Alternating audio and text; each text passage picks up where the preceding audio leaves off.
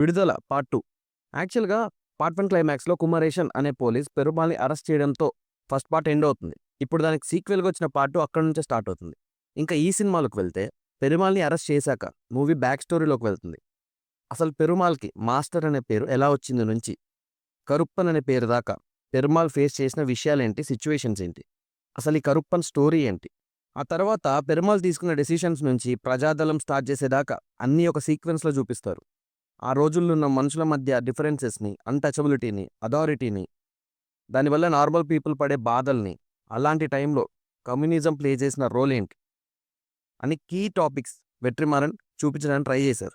Basic 'Vetrimaaran' kind of రా story లైన్‌ని maximum natural టేకింగ్‌తో చూపించడానికి ట్రై చేశారు. టిపికల్ 'వెట్రిమారన్' స్టైల్ మూవీస్ లాగానే ఇది కూడా న్యాచురల్ ఎమోషన్స్‌తో హ్యాండిల్ చేశారు. క్లైమాక్స్ ఎమోషన్ అందరిని టచ్ చేస్తుంది. కానీ పార్ట్ 1 చూడకుండా పార్ట్ 2 చూడొద్దు. అసలేంటి? ఏం జరుగుతుంది? ఎవరు? ఏంటి? అని అర్థం అవ్వదు. ఇంకా పార్ట్ 1తో కంపేర్ చేస్తే పార్ట్ 2 కొంచెం స్లోగానే ఉంది. ఎందుకంటే 1లో లాగా రష్ గేమ్ కాదిది.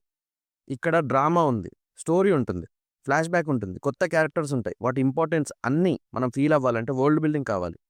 సో, అది టైమ్ టేకింగ్ ప్రాసెస్. కొంచెం స్లోగా ఉన్న వాచబుల్ మూవీ. 'వెట్రిమారన్' బెస్ట్ అని చెప్పలేం కానీ he did a decent job. Music by Ilaiyaraaja గారు వాస్ గుడ్. పర్ఫార్మెన్సెస్ వైస్ ఇది సేతుపతి సినిమా. చాలా చేశారు.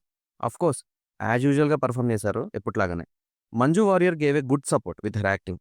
కుమరేసా క్యారెక్టర్ ప్లే చేసిన సూరికి ఫస్ట్ పార్ట్ అంత స్కోప్ లేదు కానీ సేమ్ క్యారెక్టర్ రోల్‌ని మంచిగా క్యారీ ఫార్వర్డ్ చేశారు. ఇలా అందరూ ఆల్మోస్ట్ న్యాచురల్‌గా ప్రెజెంట్ చేశారు వాళ్ళ యాక్టింగ్‌ని. ఇంకా సినిమా చూడాలా వద్దంటే నా వరకు ట్రై చేయొచ్చు. బాగానే ఉంది. మీరు సినిమా చూస్తే మీకేమనిపించిందో నాకు కామెంట్ చేయండి.